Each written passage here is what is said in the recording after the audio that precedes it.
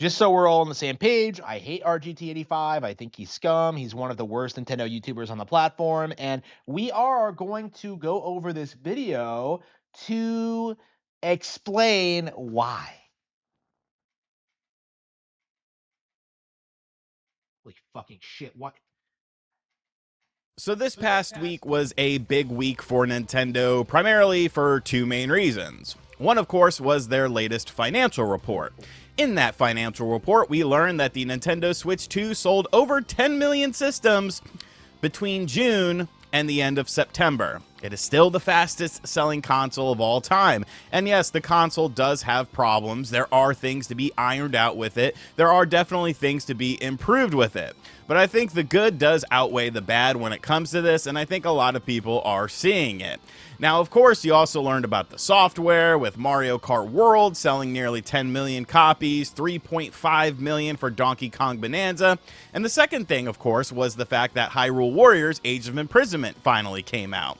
Now, I have been thoroughly enjoying this game. I am well over 12 hours into the game now, and I made a video on it. Make sure you check it out from yesterday. But this is a game that's definitely very appealing to me. I don't think it's going to be appealing to everyone. If you're not interested in the warrior style of gameplay, it's not going to be a game for you.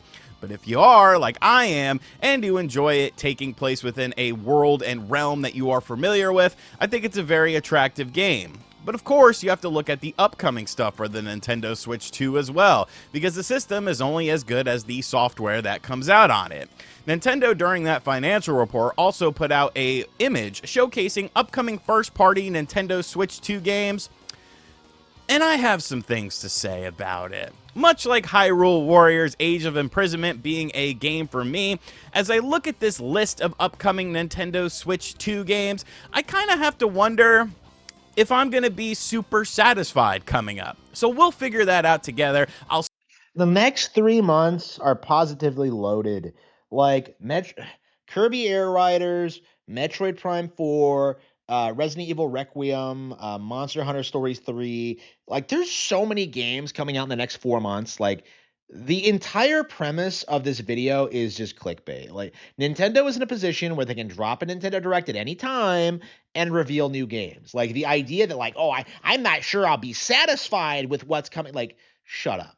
Like, I don't believe you. You're a grifter. You're a complete scum. Like, sprinkle some other bits of information in as well that Nintendo has reported during that financial report as to why the situation is like this. First time on the channel, make sure you hit that subscribe button. But let's take a look at this image together now. And these are the upcoming... So look at all this, like, absolute Kino bullshit. I don't know if people will be satisfied. And keep in mind, these are just first-party games, but, like, Air Riders, Kino, Prime 4, Kino, Animal Crossing, one of the best-selling games of last generation. Mario Tennis, the last one was great. It's been a while since it came out, actually. Yeah, 8 years. Yeah, I was shocked that it's been that long. But yeah, Mario Wonder DLC, huge deal. Yoshi, Pocopia, Fire Emblem, and Splatoon. So a bunch of different games from a bunch of different franchises in a bunch of different genres. What the hell are you talking about? Wait a minute. Let's see. 7, 10. 10 fucking games right here. Okay, 10 games. That's almost like that's almost a full year's worth. Okay, assuming you play like one game a month, which most people do, or less than that. Like, this is an insane lineup. Like, what are you talking about? Like, I'm not sure I'll be satisfied. Like, what are you saying? First-party Nintendo Switch 2 titles. Now, of course, Hyrule Warriors, Age of Imprisonment, if that has already come out, video on the channel, go watch that. Thoroughly enjoying the game. Next up, we have Kirby Air Riders, and I don't know, man. Like, I am buying Kirby Air Riders. I am purchasing Kirby Air Riders because I think people are going to be interested to see someone who's not super hyped about this game, what they have to say about this game. Because honestly, if this was not my career, this was not my job to review and talk about video games, Kirby Air Riders would not be a game that I pick up.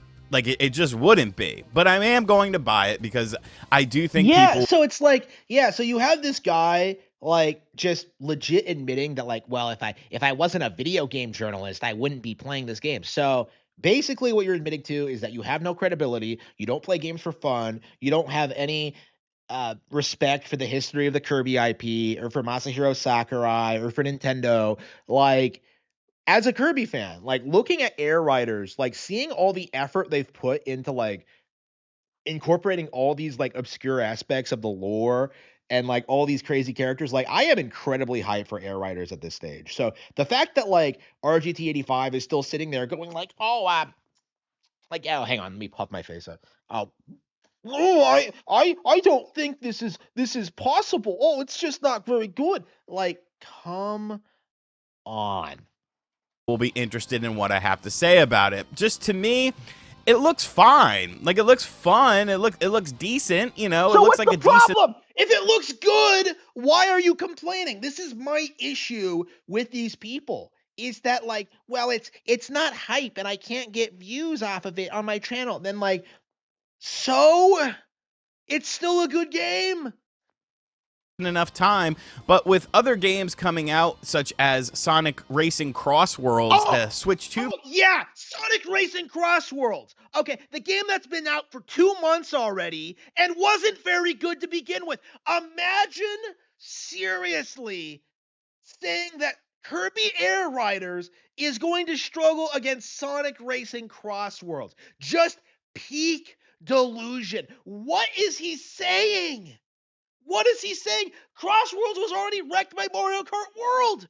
Like, oh man, I bet okay, I've said this several times, but it does need to be bear repeating. Kirby is bigger than Sonic. Okay, it's a better IP, and it's had a way stronger history. It's on more relevant video game hardware. Like, Kirby is what Sonic wishes it was. Okay, like Sonic is just a bunch of like generic mascot characters in cars, as opposed to Air Riders, which actually like incorporates like the unique Kirby vibe and aesthetic into a racing game. Like, Cross Worlds isn't shit, and I am very tired of these YouTubers acting as if it's any way relevant. But like, it sold 1 million units. Like, yeah, because it had that blue rat slapped on the cover. Like, that game had no credibility at all. And yet you're still seeing these people like say like well, it's better than Air Raiders. How? How is it better than Air Riders? How? Explain it. version that's coming out, and we now know the tech specs of it, and it's running at like 1440p, 60 frames per second in dock mode. Like, I think that's going to be a cooler racing game for me personally, because I mean, the Switch 1 version wasn't very good. And I'll be checking out that game too. But I will check out Kirby Air Riders, I can't. So he acknowledges that the Switch 1 version of like Sonic Racing Cross World is slop, okay? And yet he is going to turn around and try and hype up the Switch 2 version because it might be better. Like, oh, it's going to have a higher resolution. Like, that's not going to fix the game. It's not going to radically like turn it into a completely different experience. What are you talking about?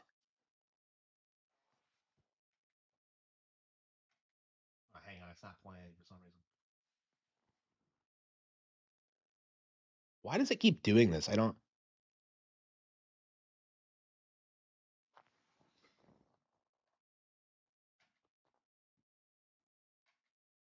I did this last time I say that I'm hyped for it. And maybe that's good. Maybe the game will pleasantly surprise me at the end of the day, and I'll end up liking it more than I think I will, but I'm definitely not like super stoked for it.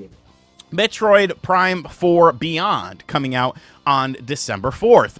This is one of my most anticipated games of the year. I am a huge Metroid Prime fan.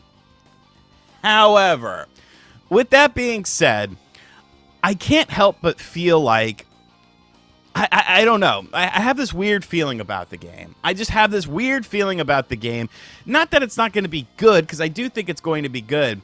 But will it be a little bit held back? Because at the end of the day, this is a Switch 1 game with a Switch 2 version.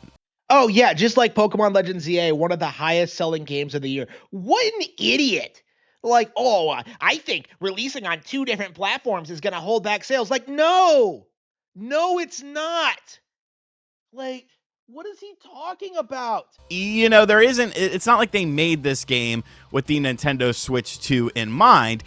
It's a Switch 1 game with a Switch 2 version that will look better. that will run better, that will, of course, have the mouse controls and stuff like that. And I think graphically it looks good and all of that sort of stuff, but I don't know. It just something feels a little bit strange with this game. And that pains me to say because, like I said, I love Metroid Prime games, but I just wonder if there's something, I don't know.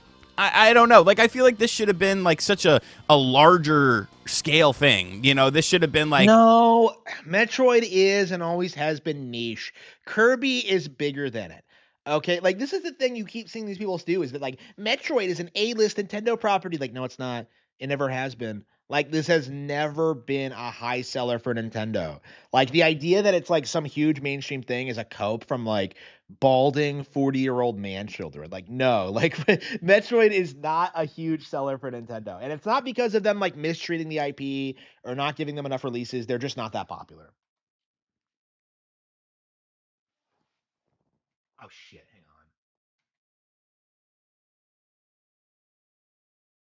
Why is it not playing the sound? Every time I pause it, it just fucking YouTube. but I just wonder if there's something, I don't know. I don't know. Like, I feel like this should have been like such a larger scale thing.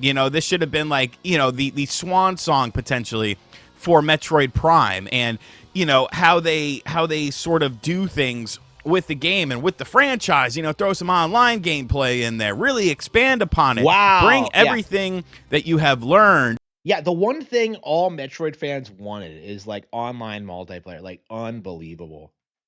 With the Metroid Prime games in the past to make it this huge, massive experience, but it just seems like another Metroid Prime game. So I don't know.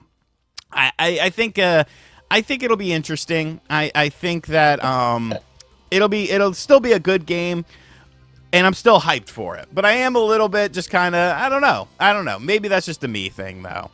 Next up on the list, Animal Crossing Nintendo Switch 2 Edition. Now, to be fair, I do think the update is a decent update. I'm still not going to buy this game. I like the more Nintendo integration into things that's coming in the DLC. I like the fact that the upgrade, you do get Switch 2 specific things, and it's only $5. It could have been free. You could have thrown people a bone. You could have put it up on the Nintendo Switch 2 online expansion thing. But I find it interesting that this game, and then also Super Mario Brothers Wonder, plus Meet Up in Bella Bell Park Nintendo Switch 2 Edition, just rolls right off the tongue. Those two games are positioned on this chart as 2026 spring games. Of course, Animal Crossing has a concrete release date of January 15th, with Super Mario Brothers Wonder with a release date of spring of 2026. And that kind of makes me feel like something that Nintendo also recently said during this investors meeting. Switch 2 games are going to take longer to develop, and they want people to still experience Switch 1 evergreen titles on the Nintendo Switch 2. So I fully feel like you're going to get more upgraded versions of first-party Switch 1 games on the Nintendo Switch 2. I don't think this is the end of it. I think this is still just the start and the beginning. Okay, so this is something that you've been seeing a lot of these people say a lot, like, oh, these Nintendo Switch 2 versions aren't going to go away. And like, they always try and spin it as a negative. It's like they think that these games getting made and existing stops like new games from getting produced, which is obviously retarded if you think about it for even 2 seconds. But like, it's the angle they're going with now. And they did something similar with like the Wii U ports on the Switch. Like, they tried saying that the Switch didn't have like a lot of new games. And obviously that was just a cope, considering how successful that platform was. But like, this does need to get called out more often, just how absurd this is. Of this thing, because it allows you to potentially access people who maybe never played the original games. Now, we don't have too much sales data, but Super Mario Country Bear Jamboree, when the Switch 2 version came out, it had an over I think it was 1.18 million sale increase because of that Switch 2 version. So like, those Switch 2 versions of Switch 1 games are selling pretty decently. And if you could pick up a used copy of the game, because I think paying $80 for a Switch 2 enhanced Switch 1 game is just absolutely ludicrous. Wait, you You can pay for the upgrade packs separately. So does this professional YouTuber not know how these upgrade packs work? If you own the original physical copy of a Switch 1 game, you can patch the upgrade pack into it with through the eShop. Like, you don't have to pay the full $80 price. So does he not know that? Like, wow, what an idiot. But if you pick up a used copy and you get the upgrade for $5, $10, or $20, depending on what it is, and then you're still paying around $60, $70 for it, it might not be a bad thing. But as someone who's played a ton of Switch 1 games and has pretty much played all the first party games that he wants to, I don't find the appeal to both of these things. Just me personally. Super Mario. Oh yeah, even though they add in new content, like, it's not just a visual bomb, it adds in new content. So like this is just a cope. Like, oh, I played those games already. Like, no, that's a cope. Like, there is plenty of reason to come back to these games, especially something like Animal Crossing, which goes on indefinitely. Right? You're really gonna tell me you're done with Animal Crossing? Like, go fuck yourself. I came back to Animal Crossing New Horizons recently after like a 5-year hiatus, and it's been a lot of fun. So. Brothers Wonder, great game. Loved my time with it. I'm good. Animal Crossing. It's Animal Crossing once again. I have moved on from this franchise, so I'm not picking up these two games either on the Nintendo. What are you talking about? I've moved on from this franchise. Why? That is just like he says things like that. I'm just like, what sense does that make? I've moved on from this franchise. What are you talking about? Nintendo Switch 2 with the Nintendo Switch 2 editions. Unless just something crazy happens, then maybe I would. Mario Tennis Fever. I'm actually interested in this game. I like Mario sports games.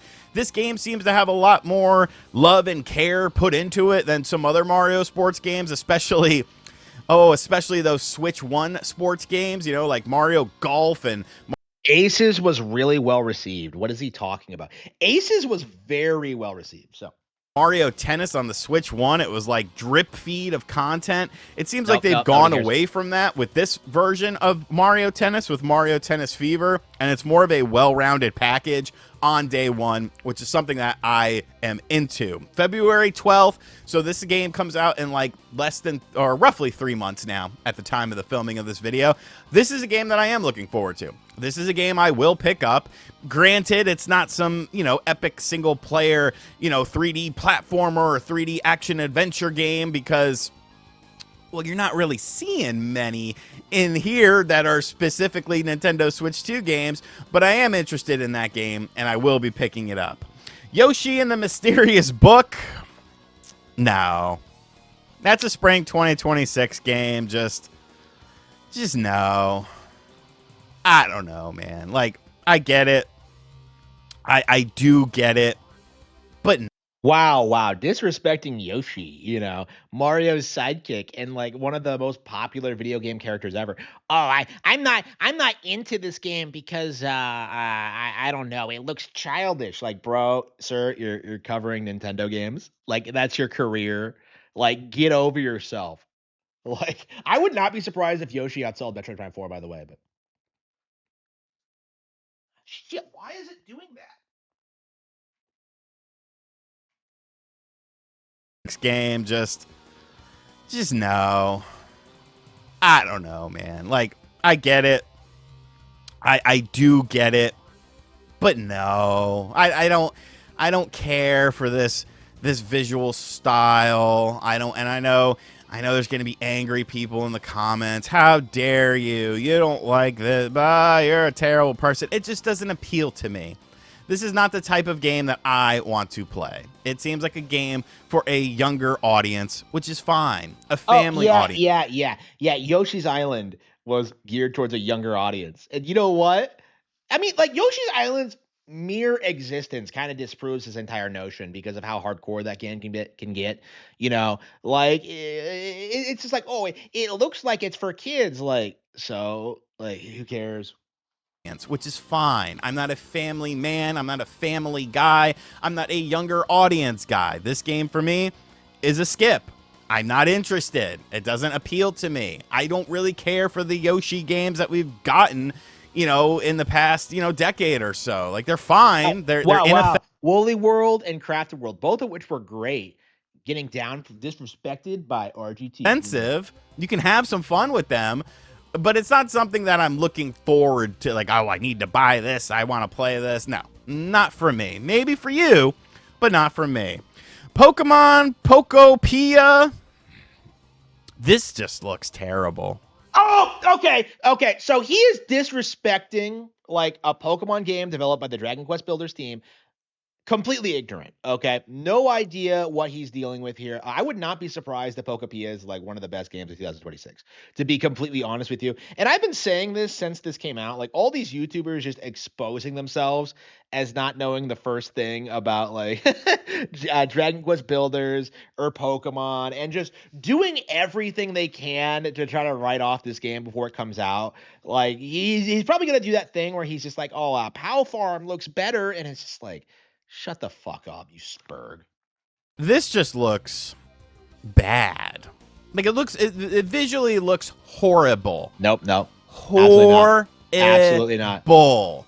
The disgusting N64 vines in the back. Like, what are we? God. At this point, like, if you complain about graphics in a Nintendo, like, in regards to Nintendo games, like, it's over. Like, you have no credibility. You have no leg to stand on. It's just a giant cope on your part. Like, the game looks fine. Grow up. Please, Pokemon fans. I understand.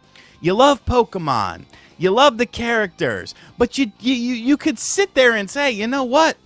I don't think I'm going to support this because this game doesn't look visually appealing. This game doesn't seem like a good... It does look visually appealing, though. That's the thing all these people, like, fail to understand is that, like, these games do look good. They are appealing, and, like, all the coping about how something like, I don't know, Expedition 33 looks better, it's just a cope.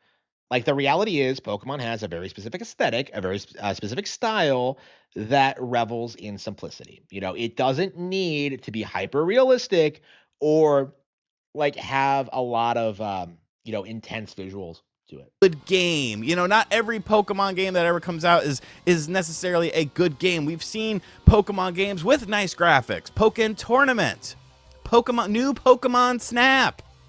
You know, even Pokemon Coliseum on the GameCube looks better than these games. Like, what are we doing here? This is a massive skip for me because it's kind of one of those cozy-ish games, and I am good on that. Fire Emblem, Fortune's Weave, and Splatoon Raiders are the other two announced 2026 games. Fire Emblem, Fortune's Weave looks good. You know, I want to see more of it, obviously, but I think that looks pretty good. Splatoon Raiders, same sort of thing. But when you look at this list, you're kind of noticing, like, okay, well, where's like something big specifically, you know, Switch 2? Like, I feel like, you know, some of these games obviously are Switch 1 versions, but some of these games started life on the Switch. Oh, there's nothing big on the Switch 2. Like, you already have Mario Kart, you already have Bonanza, like, you already have your big games. Okay, what does he mean by big games? He specifically means like realistic AAA games that appeal to like young white men. Anything other than that is slop in his mind. He's out of touch. Okay, the reality is Nintendo Switch 2 has already had its big games, and these are the follow-ups. These are like, you know, things that appeal to specific audiences, specific demographics, and RGT85 is seething that like Call of Duty, like Battlefield Babes isn't coming to Nintendo Switch 2. Like this is all this is. There are plenty of games coming out, but RGT85 is just trying to turn his nose up at him because he is a pleb who doesn't know what he's talking about. A lot of the games that we are seeing released for the Switch 2 started life as a Switch 1 game. We know Donkey Kong Bonanza was a Switch 1 game. And I feel like that's something that I'm still going to be looking forward to with the Switch 2 when it comes to first-party titles, is Nintendo really spreading their wings and making a game specifically for the Switch 2 that started life as a Switch 2 game and never had a Switch 1 version in mind. because I think that's where it's going to really shine. You know, a big 3D Mario, a big, you know, Legend of Zelda game, you know, something a little bit different, you know, potentially as well, because obviously you don't want to release all of your heavy hitters all of at once. But I want to see what Nintendo is really able to do with the Switch 2 system, because really, third-party companies, I think, are going to be helping out quite a bit with this lineup. You know, stuff like Resident Evil Requiem, I think that's, to me, is way more exciting than most of the games on this list for me. You know, Resident Evil Requiem. Yeah, Requiem, the game that's coming to Switch too. So that makes this entire video pointless. Like, well, Resident Evil Requiem is coming out, yeah, on Nintendo Switch too. So like, just play that. Why are you seething about other games? Like, just play RE2. Like, Resident Evil Requiem on Nintendo Switch 2. This isn't complicated. Again? What is this bullshit? Play the fucking clip. I don't understand why it keeps doing this. I think are going to be helping out quite a bit with this lineup. You know, stuff like Resident Evil Requiem, I think that's, to me, is way more exciting than most of the games on this list for me. You know, Resident Evil Requiem, I would pick over pretty much every game on this list. Maybe not Metroid Prime 4, but everything else for sure. For sure, I would pick up Resident Evil Requiem. And I think that that is a benefit of the Switch 2, is that developers are already starting to do some very nice things with it. Like I talked about with Sonic Racing Cross Worlds and all of that sort of information. You know, that's a very visually pleasing game. It's a very fast running game, and, you know, lots of graphical effects, having to load simultaneous courses at once because of the cross worlds mechanic in the game. So I find that to be very interesting. I just think, you know, it's probably, you know, we'll get a February Direct, and that'll probably spice things up with some bigger titles and some more, you know, impressive titles. But it does kind of seem like a little bit of a quiet spring, just depending on what sort of games you're into. For me personally, you know, Mario Tennis, Metroid Prime, Fire Emblem, whenever that comes out, I guess there's some stuff. But I think third-party games are also going to be very, very important. What do you think about Nintendo's? I think you're a fucking dipshit and don't know what you're talking about. Like, what a complete waste of everyone's time. Like, what the hell was that? Like, I'm gonna, Nintendo's lineup isn't very hype. And he's looking at like 9 games that release across like what, like 4 to 6 months. Like, he even acknowledges in the video that, like, whoa, they could drop a Nintendo Direct at any time. Like, what a stupid cope. Like, what a clickbait fucking video. What complete garbage. Like, again, I can't emphasize enough about how much I hate RGT85 and what he does, but like, this is a really good example of that. Like, what a parasite.